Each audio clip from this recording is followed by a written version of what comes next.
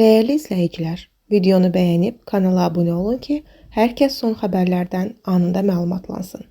Azərbaycanın bəzi bölgələrində mayın 12-sində gözlənilən küləkli hava şəraiti ilə bağlı sarı xəbərdarlıq verilib. Xəbər verdi ki, bu barədə Milli Hidrometeorologiya Xidməti məlumat yayıb.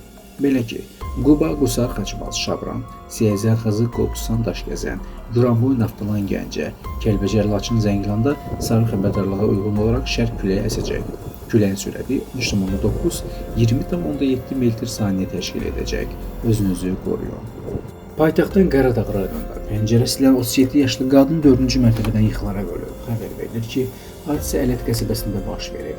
Məlumata görə 1989-cu il təvəllüdlü qadın yaşadığı evin pəncərəsini silərkən ehtiyatsızlıqdan yıxılıb. Xəstəxanaya yerləşdirilən qadının həyatını xilas etmək mümkün olmayıb. Faktla bağlı araşdırma aparılır.